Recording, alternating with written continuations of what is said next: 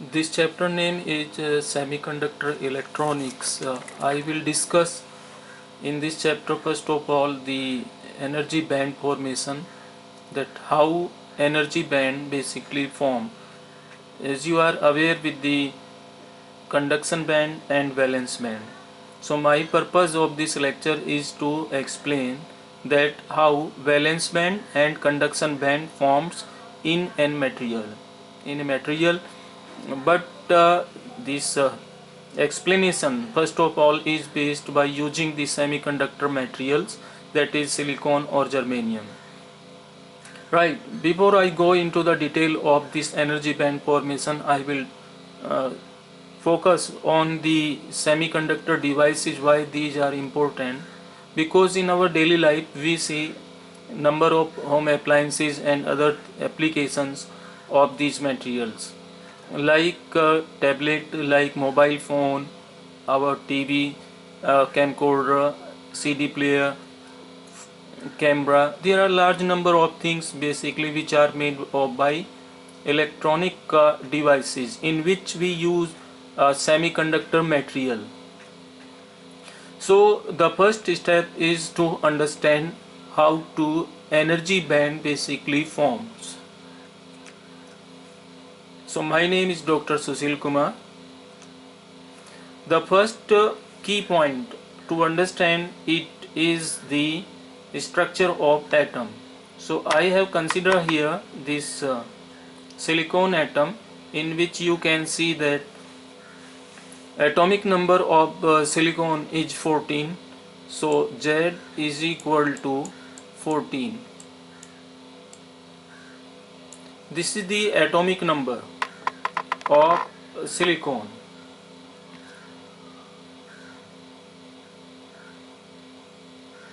Right?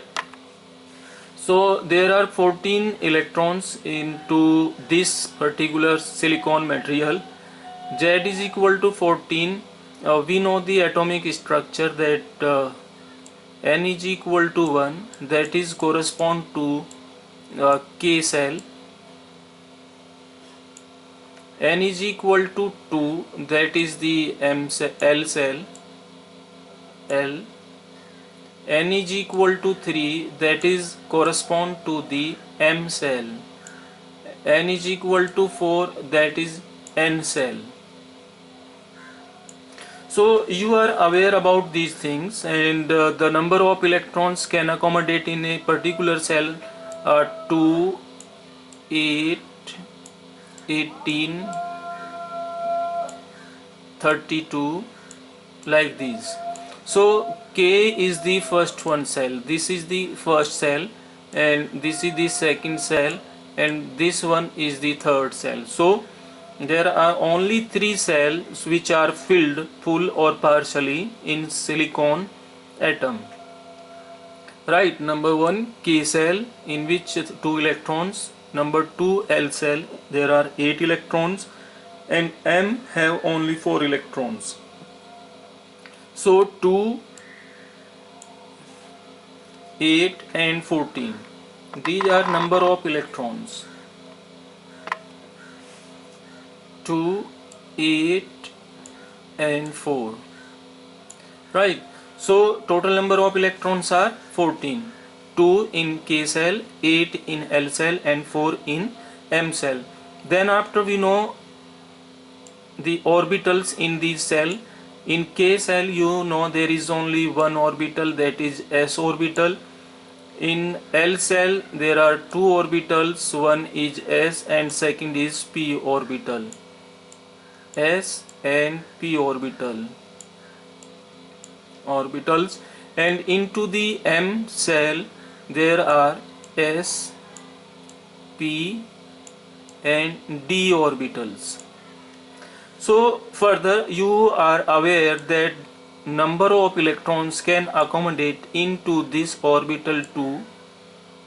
In P orbitals 6, and in D orbitals there are 10 electrons. And for the last one, that is F, that can accommodate only 14 electrons. So this is the basic idea of atomic structure related to the cell and orbitals. Now this idea is clear to you that electron basically revolve around the nucleus in orbitals s, p, d, f, and this n is equal to 1, n is equal to 2, 3, 4 are major cells or in an atom. Right, so if here we are talking about the silicon electronic configuration will be, because you are aware now that this 284 is the distribution of electrons in various cells. So electronic configuration of silicon atom, you can see here that 1s2, the 1 represent the first cell, s represent the orbital of that cell. So 1s2, second cell is 2, there are 8 electrons. So these 8 electrons are filled like this way, 2 electrons in s orbital and 6 electrons into the p orbitals, right? And into the third cell there are only 4 electrons. 2 electrons are in s orbital and 2 electrons are in p orbitals. So now you can understand that p can accommodate how many electrons? 6 electrons. P can accommodate 6 electrons, but there are only 2 electrons. So 4 more electrons can accommodate this 3 cell p orbital, right? So this is one of the important point which you have to keep remember, right? What I said here there are only 4 electrons into the third cell of silicon. S orbital is completely filled, but p orbital is partially filled. There are only 2 electrons. 4 electrons more can accommodate by this orbital, right? So there are vacancy of 4 electrons. Now if suppose we bring other atoms of silicon, then what happens? You can see it. This is silicon atom, and outermost orbit, these are 4 electrons, 1, 2, 3, and this one is 4. Basically these silicon atom in crystal structure situated in the similar way as in diamond. The diamond structure, basically silicon structure is similar to the structure of the lattice structure of the diamond, right? So this silicon atom, basically this central silicon, this atom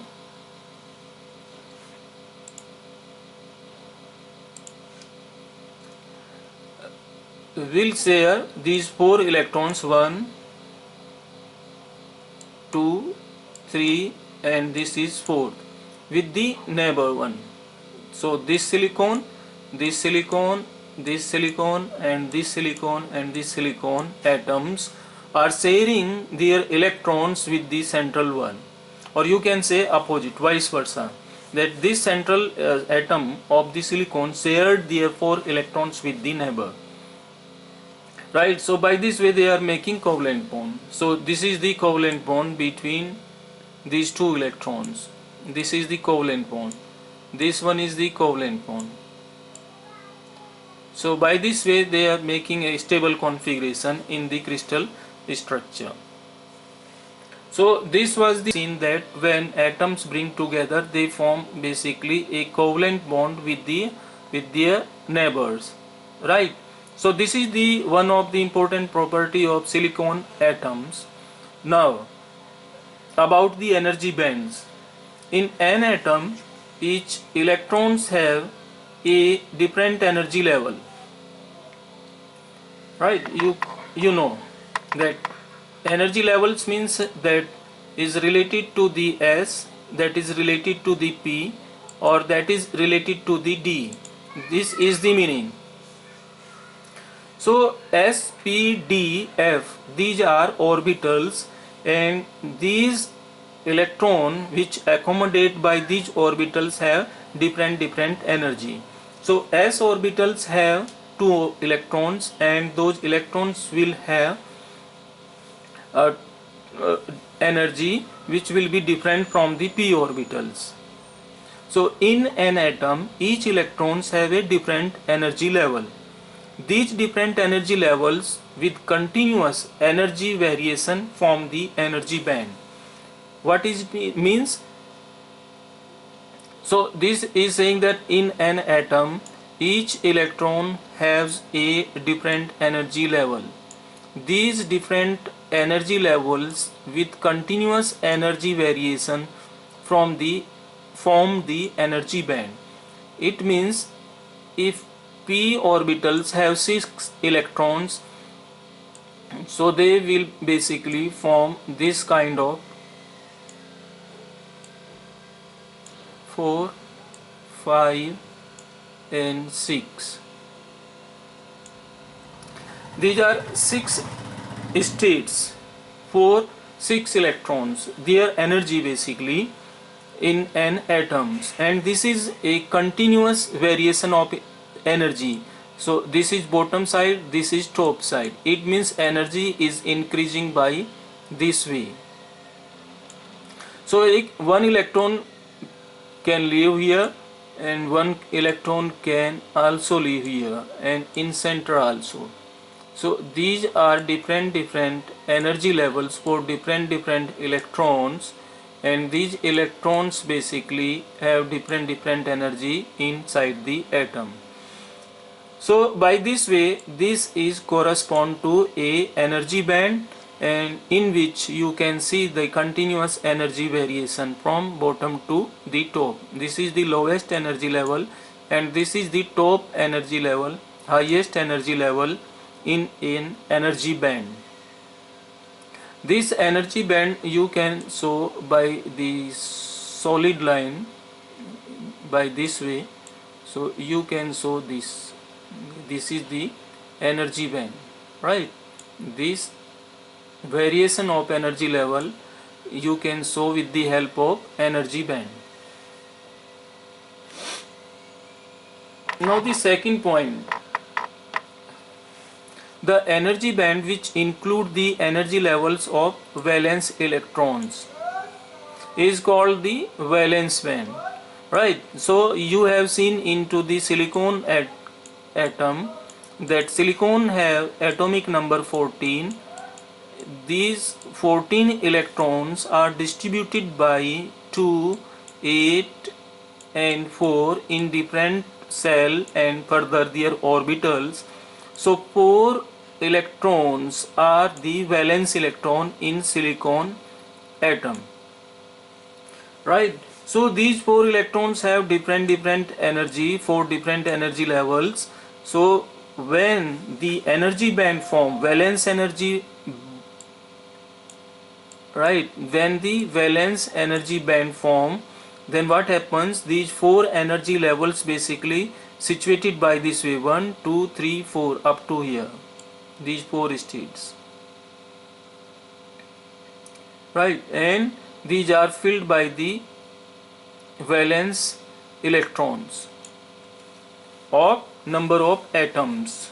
Band basically form not by a single atom, band forms by the large number of atoms. Band forms in material, whether that is conductor, insulator or semiconductor. So this is the point related to the energy band, that how energy band forms into the materials. Now we will see this picture more closely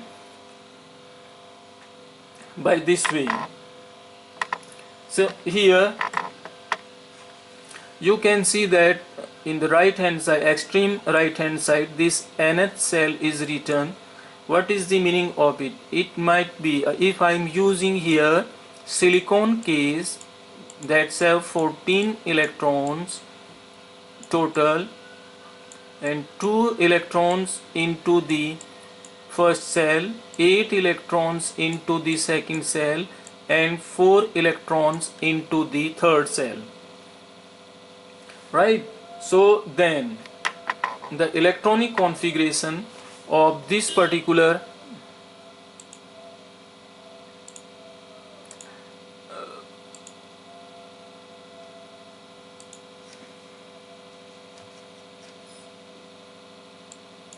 atom will be 1s2, 2s2, 2p6,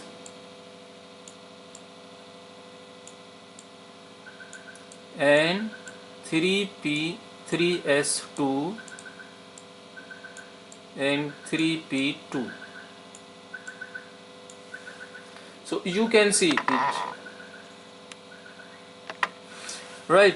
So now in the extreme side, L is equal to 0, L is equal to 0 correspond to the s orbital. In the bottom side here, L is equal to 0.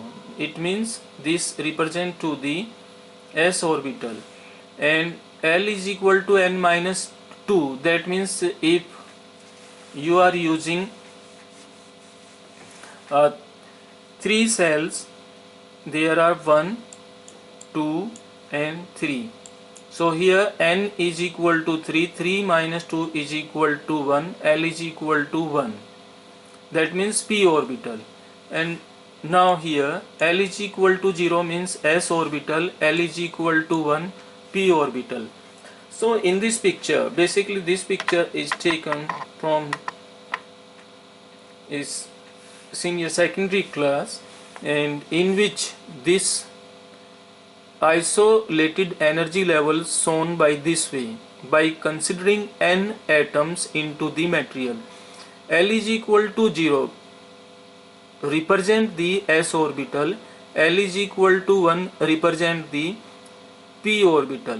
So this is for p and this is for s. Now the question is, for which cell this s is considered here for the third cell, right? Which, and this p orbital is considered here for the third cell. So first of all, this is the point. L is equal to 0, L is equal to 1, which are considered here in the extreme of this energy band diagram, are for the third cell, s orbital and p orbitals. Now here written 2n electrons. 2n electron means if I have considered total n number of atoms in a material, then we know that in one atom number of electrons into the s orbital of the third cell are 2, right? So there are 2 electrons. This is shown by here in electronic configuration. If suppose I have n number of atoms, so how many number of electrons will be into the s orbital of the third cell? They will be 2n. So this is related to that. And now there are how many states in s orbital? There are only 2 states, and both states are filled by the 2 electrons. And now if there are n number of atoms in n material, then in this particular case only s orbital of the third cell, how many states will be there? There will be 2n states. So this is the meaning of this particular orbit in case of the third cell. And now if you talk about this particular number, 2n electrons and 6n state, now this idea is clear that we are talking about the p orbital. So p orbital have how many electrons in the silicon? Only 2. So if there are n number of atoms of the silicon we have considered, So how many number of electrons will be in p orbitals? They will be 2n electrons. So these 2n electrons are written because of that reason. Now further, you are aware that p orbitals have capacity of 6 electrons. That means it can accommodate 6 different electrons. It means the states have p orbital. How many states will p have? 6. So if I am considering here n number of atoms, so how many states will have it? Then it will have 6n states. So 6n states of the p orbital, 2n states of the s orbital. So right now we have how many states? Total 6n plus 2n. These are 8n states. And how many electrons are available? We have right now, these are 4n. 4n electrons we have. Total states are 8n. Available electrons are 4n. So 4n are empty. 4n states are empty. So this is the meaning of the extreme right hand side of this energy band diagram. Right, now what is happening basically? In this energy band diagram, we are just trying to show that we are bringing two silicon atoms to close to each other from infinite distance, right? So when the atoms are far away, so the region A basically play the role. There is no interaction between the energy levels of the silicon valence electrons. The energy levels of the silicon. There is no interaction, so atoms energy level are isolated, and because of that you can see here clearly this p orbital and this s orbital. Right, this line is straight line for the p orbital and this one is for the s orbital. But when you cross this limit, this dashed line, what happens when you cross this line? Then there is a interaction, a kind of interaction starts between the energy levels of the atoms of silicon, and because of that this energy level, which was a single line here, splits into this particular way. One goes downward and one goes to the upwards. Now how many energy states are there? 2n. So half of them goes upside and some goes to downside. And similarly there are 6n states. So all these 6n state basically splits, and some of them goes down like this and some of them goes upside by this way. So in the region B, in this particular region B, into this particular distance from here up to this, in this region, what you have observed? You have observed these energy level basically splits. These states basically, energy level means these states, 6n states, and these 2n states splits in this particular region because of the interaction between the energy levels. Here basically some modification starts between the energy level because of the interaction. So now when you approach the C region, this is the C region, a very small region from here to this one. In this region you see that there is no gap between these splitting energy levels. So what is happening? This is the bottom side, this is the lowest of the lowest energy level of the p orbital, and this is the upper highest energy level of the s orbital. So here at this particular point you see that this is basically towards the upper side of the s orbital, and this upper highest energy level of the s orbital approach to the lowest energy level of the p orbital. So there is no energy gap, there is overlapping between the energy levels. Right, in this region there is no energy gap, and what happens, there basically an overlapping situation you observe. Here up to this point you can see some gap, some energy gap between the top of the s orbital. Energy level is splitting. This energy level basically splits here, and this one was the highest energy level and this was the lowest energy level of the p orbital. So this is approaching towards the highest of the s orbital, and there is no energy gap, there is completely overlapping between these two energy levels.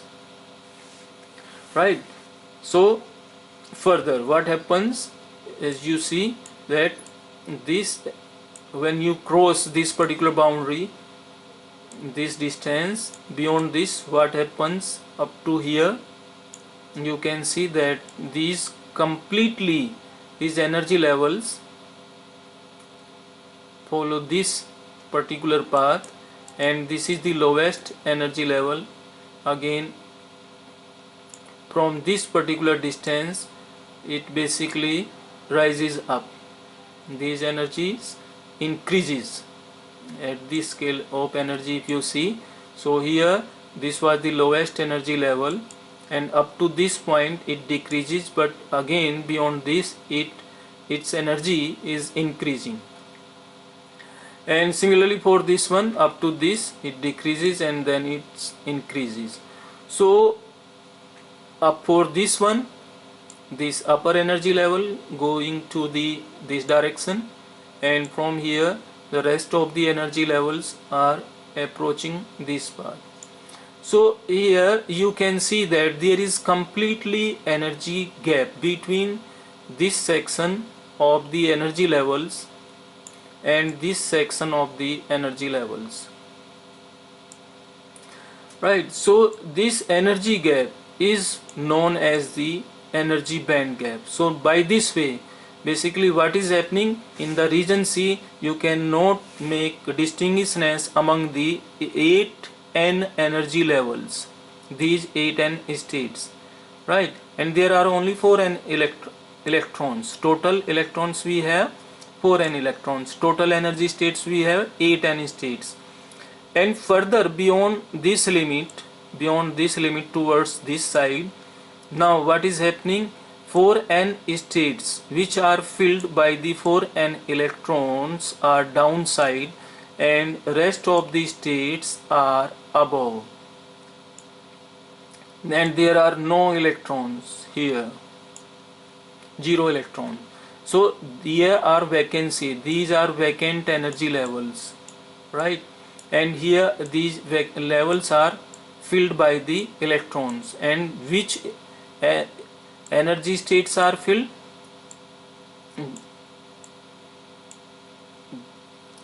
states are by the valence electrons. So this is the way to understand the energy band diagram. It may be more clear by the next picture, you can see here. So